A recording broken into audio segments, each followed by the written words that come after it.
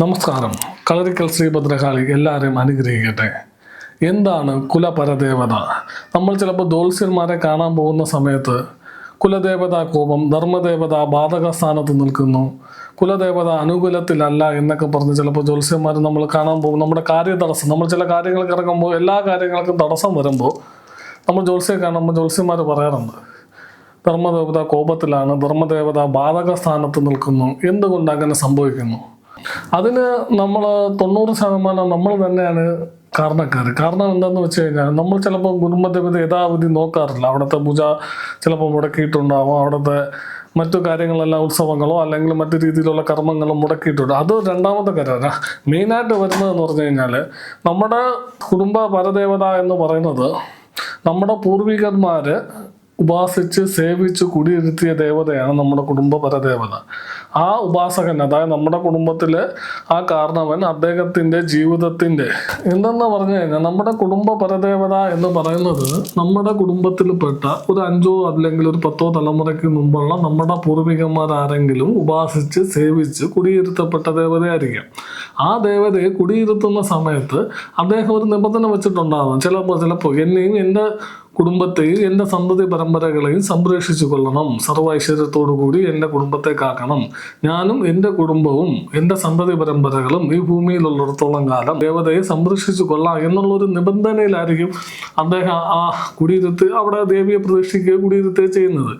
അങ്ങനെ കുടിയിരുത്തുന്ന ദേവതകൾക്ക് ഭയങ്കര ചൈതന്യവും ശക്തിയുമാണ്. കാരണം എന്താണെന്ന് വെച്ച് കഴിഞ്ഞാൽ ആ ഉപാസകൻ അദ്ദേഹത്തിൻ്റെ ജീവിതകാലം മുഴുവനും ആ ദേവതയ്ക്ക് വേണ്ടി സമർപ്പിച്ച് ആ ദേവതയുടെ ഒരു ചിന്തയിൽ തന്നെ അദ്ദേഹം ഒരു താപസനായി പ്രതിഷ്ഠിക്കപ്പെടുന്ന ദേവതയ്ക്ക് 100% ചൈതന്യവും വളരെ ശക്തി ഉണ്ടായിരിക്കും.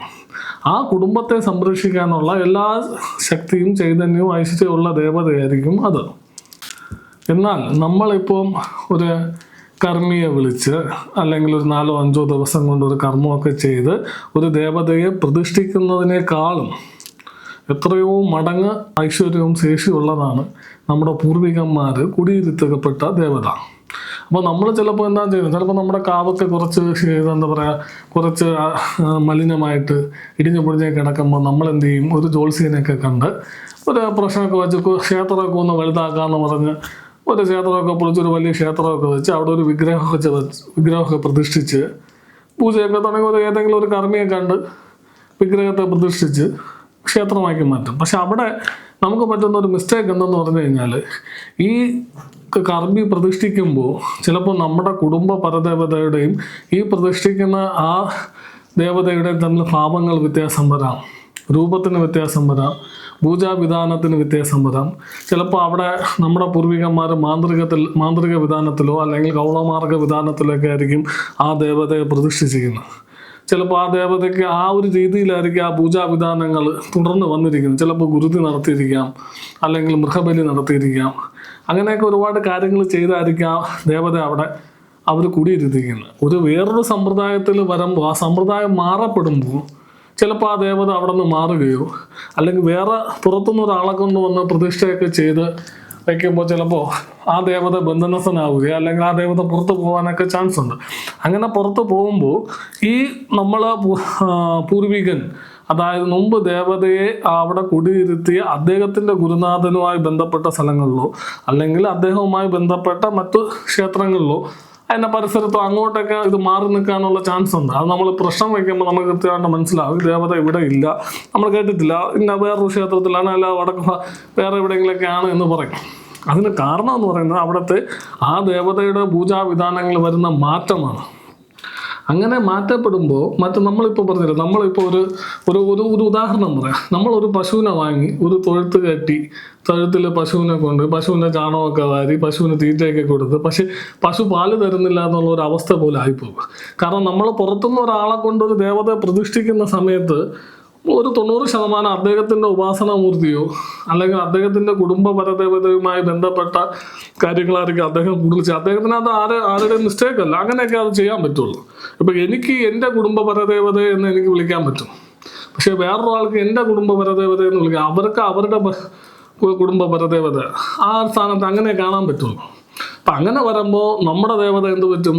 ഒന്നീ നമ്മുടെ ദേവത നേരത്തെ പറഞ്ഞതുപോലെ പുറത്താവുകയോ അത് കുറച്ചു കാലം കഴിയുമ്പോൾ അത് വീണ്ടും, കാരണം നമ്മുടെ ദേവതയ്ക്ക് നമ്മൾ എന്ന് പറഞ്ഞ് ചെയ്യുന്നത് നമ്മുടെ ദേവതയ്ക്ക് കിട്ടാതെ വരികയും വേറൊരു ദേവത അത് സ്വീകരിക്കുകയും ചെയ്യുന്ന സമയത്ത് നമ്മുടെ ദേവത ബാധകസ്ഥാനത്ത് പോകും, നമുക്കെതിരാകും.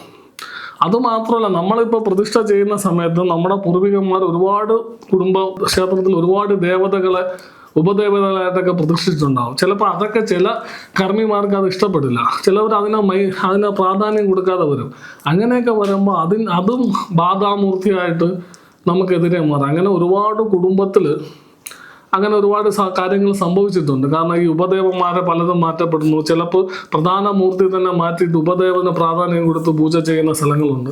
അങ്ങനെയൊക്കെ വരുമ്പോൾ ഈ ദേവത നമുക്ക് ബാധക സ്ഥാനത്തിൽ പോകും. ഇപ്പം നമ്മുടെ കുടുംബദേവത എന്ന് പറയുന്നത് അത് എത്ര വലിയ ഉഗ്രമൂർത്തിയായിരുന്നാലും, ഇപ്പോൾ ബലികർമ്മങ്ങൾ ചെയ്യുന്ന മൂർത്തിയായിരുന്നാലും, ഏത് രീതിയിലുള്ള മൂർത്തിയാണ് അതാണ് നമ്മുടെ കുടുംബദേവത.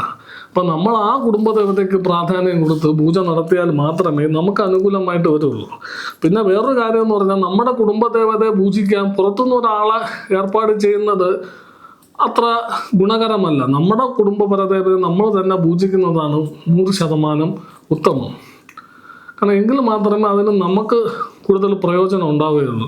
വെളിയിലൊരാൾ വന്നിട്ട്, ഞാൻ നേരത്തെ പറഞ്ഞതുപോലെ, അദ്ദേഹം ഒരിക്കലും അദ്ദേഹത്തിൻ്റെ ഉപാസന മന്ത്രങ്ങൾ ഉപയോഗിച്ചായിരിക്കും അദ്ദേഹം അവിടെ പൂജ നടത്തുക, അല്ലെങ്കിൽ അദ്ദേഹം പഠിച്ച മന്ത്രങ്ങളായിരിക്കും പൂജ നടത്തുന്നത്. ആ പൂജ ഇതും നമ്മുടെ കുടുംബപരതയുമായിട്ട് ചിലപ്പോൾ ചേരണമെന്നില്ല. ഇപ്പോൾ വൈദിക സമ്പ്രദായത്തിൽ ഒരാൾ വന്നിട്ട് കൗളമാർഗത്തിൽ അല്ലെങ്കിൽ മാന്ത്രിക വിധാനത്തിലുള്ളൊരു ദേവതയെ പൂജിക്കുക എന്ന് പറഞ്ഞു കഴിഞ്ഞാൽ വലിയ ബുദ്ധിമുട്ടാണ്. അപ്പോൾ അദ്ദേഹത്തിൻ്റെ രീതിയിൽ ആ ഒരു വിധാനത്തിൽ പൂജ നടത്തുള്ളൂ. അങ്ങനെ വരുമ്പോൾ നമ്മുടെ കുടുംബദേവതകൾക്ക് നമുക്കെതിരായി മാറും. അപ്പോൾ നമ്മളെപ്പോഴും ശ്രദ്ധിക്കേണ്ടതെന്ന് പറഞ്ഞാൽ, നമ്മുടെ കുടുംബദേവത എന്താണെന്ന് കൃത്യമായിട്ട് മനസ്സിലാക്കുകയും ആ ദേവതയുടെ പൂജാവിധാനങ്ങൾ എന്താണ്, അത് എന്തും ആയിക്കോട്ടെ, ചിലപ്പോൾ കുരുതി കൊടുക്കുക, ചിലപ്പോൾ മദ്യം നേദിക്കുക, മാംസം നേദിക്കുക, എന്തായിരുന്നാലും അത് ഏത് വിധാനത്തിലാണോ നമ്മുടെ പൂർവികന്മാർ പൂജിച്ച് സേവിച്ച് വന്നതോ അതാ വിധാനത്തിൽ പൂജിച്ച് സേവിച്ച് പോയി കഴിഞ്ഞാൽ നമ്മുടെ കുടുംബത്തിനെല്ലാം സർവ്വ ഐശ്വര്യം ഉണ്ടാകും. കുടുംബദേവത നമുക്ക് അനുകൂലത്താവുകയും ചെയ്യും. അത് കുടുംബദേവത നമ്മൾ അനുഗ്രഹിക്കാൻ പാകത്തിനുള്ള ഒരവസ്ഥയിലെത്തുകയും ചെയ്യും. അതല്ലെങ്കിൽ വിധാനങ്ങൾ മാറ്റപ്പെടുമ്പോൾ ഉറപ്പായിട്ടും ദേവത ബാധക സ്ഥാനത്ത് പോവുകയും നമുക്ക് എതിരാവുകയും ചെയ്യും. നമ്മൾ എത്രയൊക്കെ പൂജ നടത്തിയാലും മറ്റു ഏതെങ്കിലും മഹാക്ഷേത്രത്തിൽ പോയി കാര്യങ്ങൾ ചെയ്താലും ഒരു ഫലം ഉണ്ടാവില്ല. കാരണം കുടുംബദേവത അനുകൂലത്തിൽ വന്നില്ലെങ്കിൽ എന്ത് കർമ്മത്തിനും വിഘ്നം ഉണ്ടാകും. നമ്മൾ തന്നെ ഇപ്പോൾ ഒരു വീട്ടിൽ പോയി എന്തെങ്കിലും ഒരു ആവാഹനോ ഉച്ചാരണമോ അല്ലെങ്കിൽ ഒരു ഹോമോ എന്തെങ്കിലും നടത്താൻ പോകുമ്പോൾ ആ കുടുംബദേവതയുടെ ഒരു അനുകൂല വീട്ടിൽ ഉണ്ടായാൽ മാത്രമേ നമുക്ക് ആ കർമ്മം വിജയിപ്പിക്കാൻ പറ്റുള്ളൂ.